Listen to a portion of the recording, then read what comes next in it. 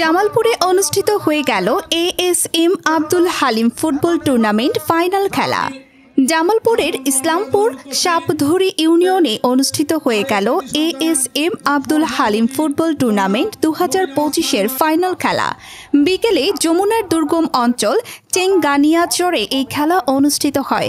হাজার হাজার বিভিন্ন বয়সের নারী পুরুষ ও নানা পেশার মানুষ ভিড় জমায় খেলাটি উপভোগ করতে। খেলায় অংশ নেয় চেঙ্গানিয়ারচর মরহুম আজিতুল্লাহ প্রামাণিক ফুটবল একাডেমি ও ইন্দুল্লাহমারি জনকল্যাণ ছাত্র সংগঠন। সাপধরি উচ্চ বিদ্যালয়ের অ্যাডহক কমিটির সভাপতি রমিজ উদ্দিন প্রামাণিকের সভাপতিত্বে ও ওসমান গনির সঞ্চালনায় প্রধান অতিথি হিসাবে উপস্থিত ছিলেন বিএনপির চেয়ারপারসন উপদেষ্টা এএসএম আব্দুল হালিম। বিশেষ অতিথি হিসাবে উপস্থিত ছিলেন জেলা বিএনপির সহসভাপতি নবী নেওয়াজ খান লোহানী বিপুল ও জেলা বিএনপির বন ও পরিবেশ বিষয়ক সম্পাদক জয়নাল আবেদিন সরকার সহ জেলা ও উপজেলা বিএনপির নেতাকর্মীরা। শিরোপা নির্ধারণী ম্যাচটিতে গোলশূন্য ড্র হওয়ায় পরবর্তীতে টাইব্রেকারে গড়ায় খেলা। এতে 5-6 গোলে চেঙ্গানিয়ারচর মরহুম আজিতুল্লাহ প্রামাণিক ফুটবল একাডেমি বিজয়ী হয়। পরে বিজয়ী ও পরাজয়ীদের মাঝে পুরস্কার তুলে দেওয়া হয়।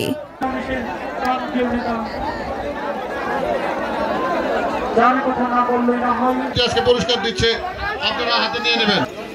খুব সুন্দর খেলা হয়েছে, খেলাতে কোনো সন্দেহ নেই। প্রধান অতিথি এএসএম আব্দুল হালিম সাহেব, এটা আপনারা সবাই man of the match goalkeeper হিসেবে এই টুর্নামেন্ট থেকে নির্বাচিত করা হয়েছে। এখন আমরা সেই আনন্দে আনন্দিত, আমরা একটু আনন্দ উপভোগ করব। আমিও নিজেও বহুদিন পরে আমার জীবনে আমার একটা সুন্দর পরিবেশ খেলা দেখেছি। বহুদিন বাংলাদেশে, বিদেশে, ব্রাজিলে আমি যেখানে খেলা ফুটবল খেলা সব রাজা, সেখানেও আমি ফুটবল খেলা দেখেছি। কিন্তু আজকের মতো এই পরিবেশ, এত সুন্দর মনোরম পরিবেশ, প্রকৃতির সেই দৃশ্য এবং মানুষের এই কোলাহল আমি কখনো প্রাণবন্ত এমন দৃশ্য দেখিনি। আমরা দেখেছি এখানে যদি অনৈতিক শাসন করা না হয়, এই সাপধরি ইসলামপুরের মানচিত্র থেকে হারিয়ে যাবে। জাতি বন্ধুরা আমার, তাই আপনারা কি চান এই সাপধরি ইসলামপুরের মানচিত্রে সংযোজিত থাকুক? আপনারা চান কিনা বলেন? যদি চান তাহলে আপনাদের কাছে আমাদের আবেদন থাকবে, আপনারা আগামী সংসদ নির্বাচনে আমাদের প্রিয় মানুষ, প্রিয় নেতা এএসএম আব্দুল হালিম সাহেবকে ধানের শীষ প্রতীকে ভোট দিয়ে তাকে এমপি বানাবেন। তার পরবর্তীতে উনি তার যোগ্যতা বলে মন্ত্রী পরিষদের পূর্ণাঙ্গ মন্ত্রী হবে। ইসলামপুরের অসমাপ্ত উন্নয়নমূলক কাজ আমরা সম্পন্ন করব। আমরা এখানে জানতে পেরেছি এই এলাকার শিক্ষা প্রতিষ্ঠানে লেখাপড়া তেমন পরিবেশ নেই। ইনশাল্লাহ আপনাদেরকে আমরা ওয়াদা দিচ্ছি, হালিম ভাইয়ের নেতৃত্বে আমরা যারা রয়েছি এই এলাকার প্রতি আমরা স্পেশাল দৃষ্টি রাখবো। প্রত্যেকটা শিক্ষা প্রতিষ্ঠানে যাতে ভালোভাবে লেখাপড়া হয় অবশ্যই দৃষ্টি রাখা হবে। আমার ছোট ভাই রমিজ উদ্দিন প্রামাণিক সাপধরি উচ্চ বিদ্যালয়ের সভাপতি, তার কাছে আমাদের অনুরোধ থাকবে সঠিকভাবে যাতে এলাকার লেখাপড়া করা হয়। তার কাছে স্কুল, কলেজ, শিক্ষা, চিকিৎসা সমস্ত কিছু, এখানে কোনো চিকিৎসার কোনো ব্যবস্থা নাই। এখানে অত্যন্ত একটা হতদরিদ্র মানুষের, যারা শিক্ষিত লোক বা যারা এখানে অনেক অন্তঃসত্ত্বা মহিলা থাকেন, তাদেরকে এখান থেকে ইসলামপুর নিয়ে যাওয়া কঠিন হয়ে দাঁড়ায়। তাই আমি মনে করি যে একটি কমিউনিটি সেন্টার হয়ে একটি মিনি হাসপাতাল এখানে তৈরি করার তাকে সুযোগ দিতে হবে। তাকে সুযোগ দিলে উনি যদি, আপনারা যদি মনে করেন যে এএসএম আব্দুল হালিম ভাইকে আমরা সাথে নিয়ে এখানে আমাদের নেতা একটাই, সেইটা হলো এএসএম আব্দুল হালিম ভাই।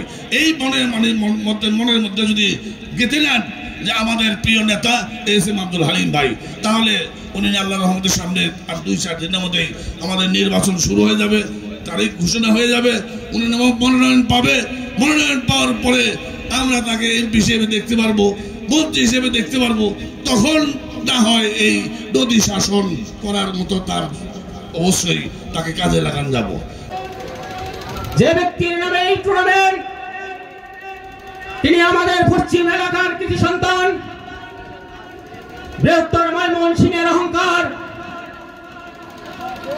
যার যোগ্যতা ইসলামপুরে এখন পর্যন্ত বিএনপিতে জন্ম হয়নি, হয়তোবা ভবিষ্যতে জন্ম হবে কিনা জানি না।